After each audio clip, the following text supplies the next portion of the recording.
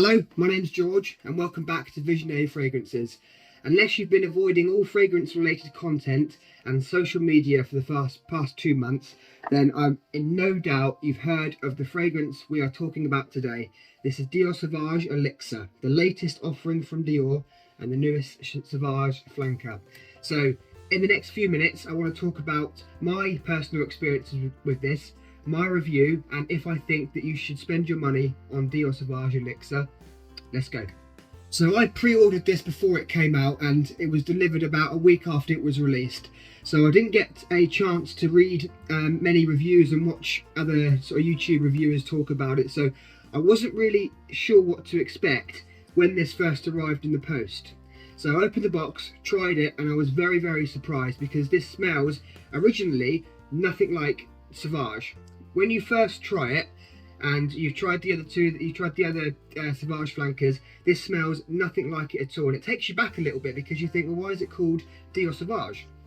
And the only reviews I'd sort of looked at were on the website Fragrantica before this was even released, and you can't trust those reviews because a lot of people talk bad about a fragrance before it's released, especially if it's from a very popular brand, a line of fragrances, or even indeed a person. I mean, if you look at Jeremy Fragrance's fragrance reviews on Fragrantica, like Office for Men, Date for Men, they all get a lot of them get really bad reviews, but they are from people that have never tried them. They just don't like the person. It's the same with Sauvage. People have an issue with Sauvage because of how popular it is.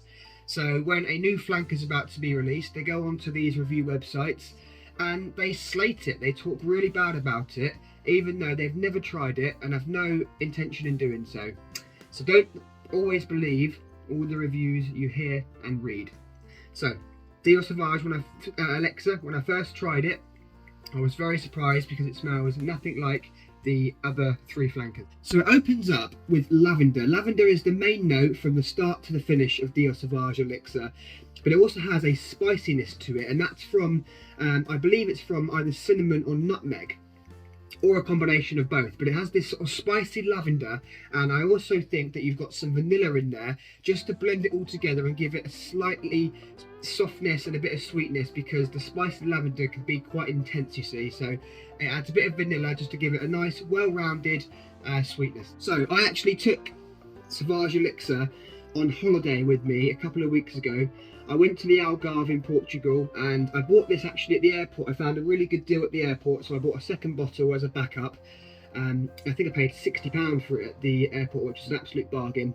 So I bought it, took it away with me, and I wore it for a few days in Portugal, in the daytime, in the nighttime, just to get a feel for the fragrance and just find out where it performs best, where it's best suited.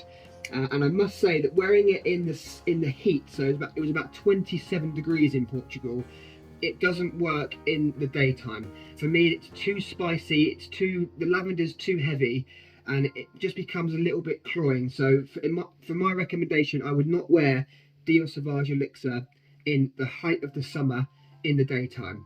But what I did find is when I wore this at night time, when we were going on maybe a nice walk along the beach during sunset, going out to a bar, going out for dinner, and it was cooler, this actually worked really, really well. And I've also been wearing Sauvage Elixir for the past week, where in the UK it started to be becoming a little bit colder.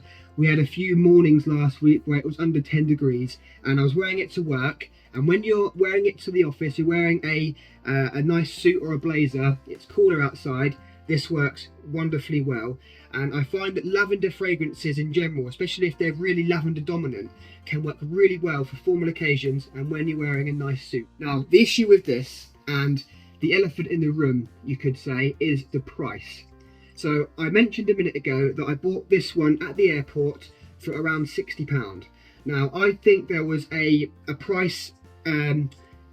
issue with the price on that day. I don't think I was supposed to buy this for £60 because I've not seen it on sale in any other airport when I was travelling for that price, and I've not seen it online for £60. The general going rate for this fragrance is £112. That's the recommended retail price. You can buy it from some discounters already with a 20% off discount code, which is still going to cost you around £88 for only 60ml.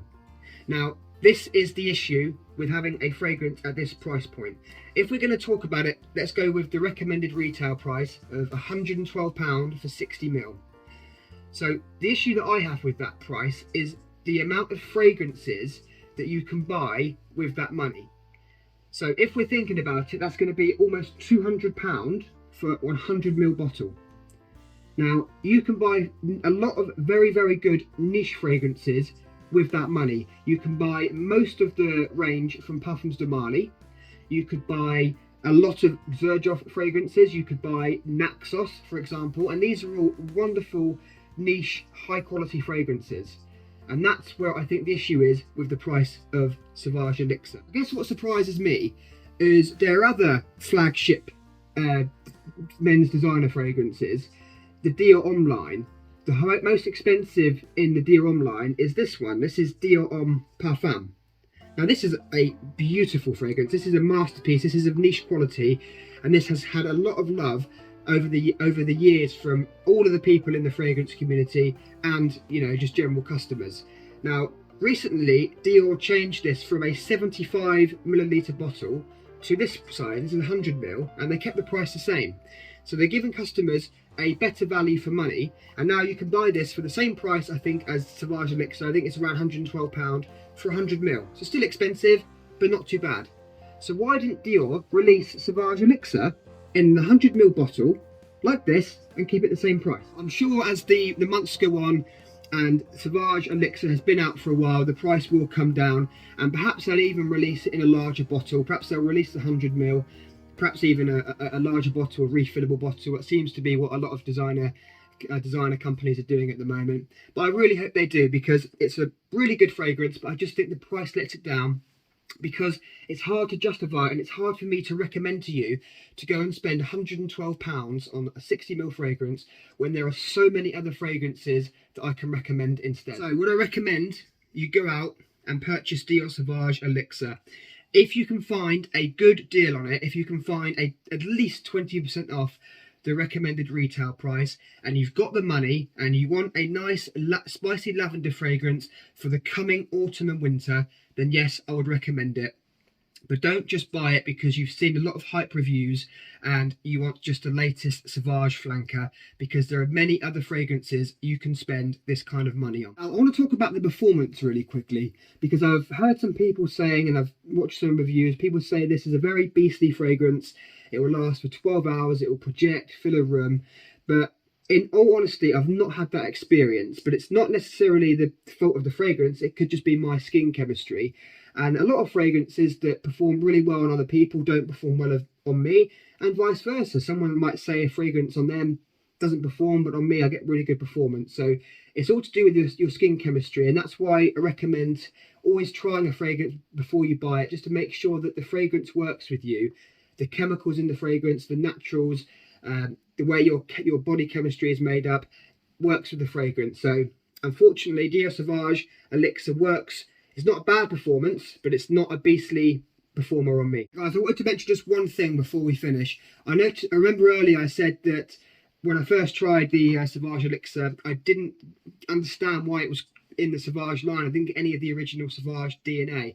But once you wear it for a while, once you wear it for a few weeks and you get to know the fragrance, you can pick up the original Sauvage DNA, whether it's the slight, you know, fruity bergamot or the pepper. You do pick it up slightly if you're looking for it. So it has got the Sauvage DNA in there, but it's completely different to the previous releases.